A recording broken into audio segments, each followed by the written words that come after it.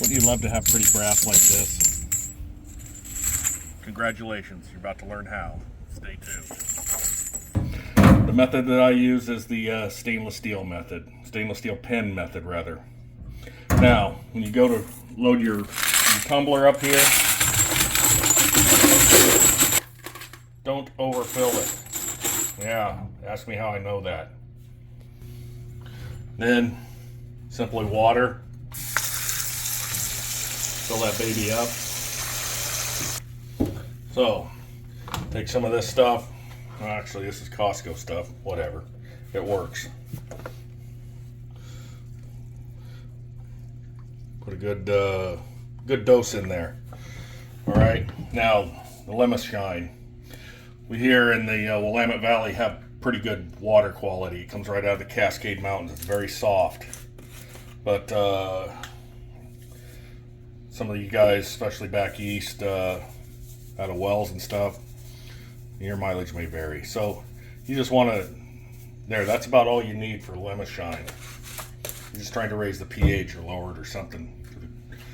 And then put your lid on, clamp this down. And so after you've got your top on your tumbler, you throw it on here,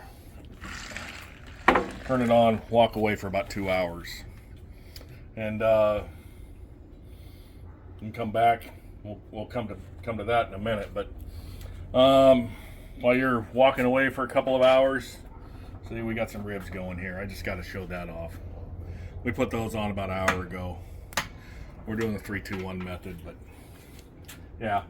Speaking of tumblers, mine happens to be a Thumbler's tumbler, and I don't think any of them are any worse or any better than any others.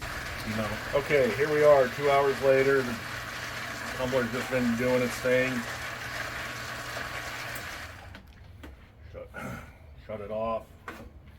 Pull it off. Now we get to go and rinse. Let's break this baby open and see what we got. So this is what you got once we open that baby up. And I've never had any pen stick to the top of this, but just in case, I always rinse it off in there.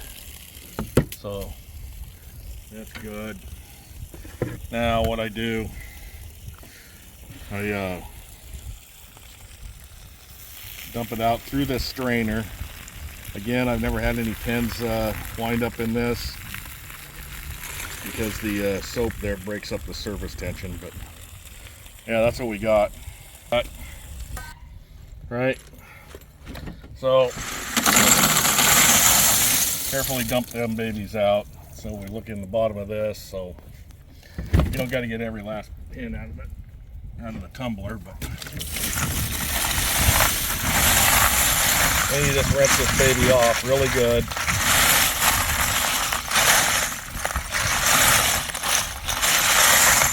By the way, don't get the big media separator.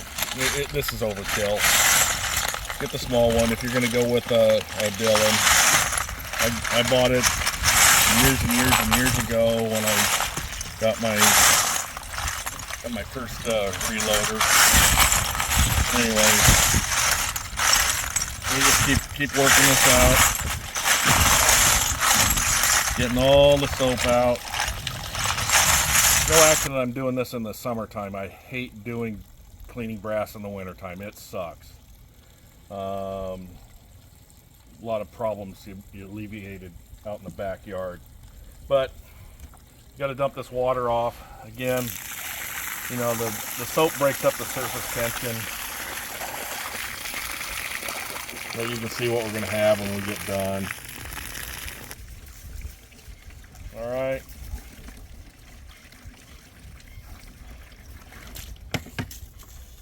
So that's what we got. And I just take and dump them back in here. Do this again.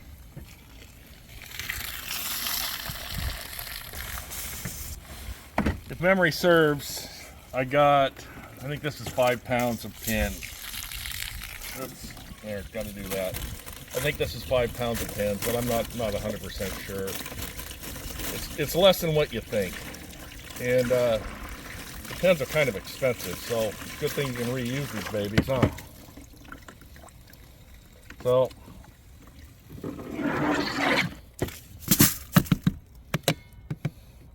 yeah, one more time, right? So, we've got our brass in here, and just so you guys can see, that's what we're looking like. So now, trust me on this, rotate this a lot longer than you think you have to. Okay, this is a good 45 seconds later or so. So as far as I'm concerned, these are done. There's no suds showing up on the outside of this. And we're going to take them over here to our new and improved drying table, i.e. the tailgate of my truck, right? So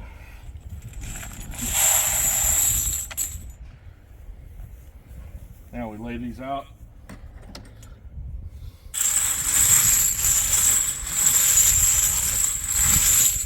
And let the sun do its thing. Courtesy of Mother Nature, right? Okay, this is how to do 45 brass. Any other brass is the same.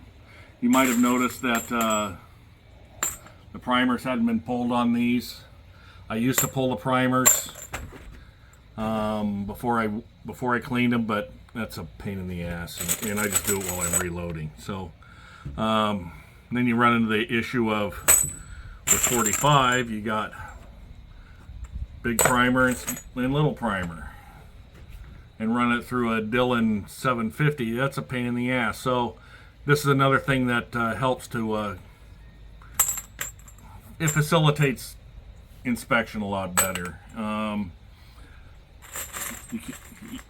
You guys that load up 45, you know what I'm talking about. You can't mix and match these. That sucks. But I load up the small brass or small primers for when we compete, and the big primers for when we are practicing.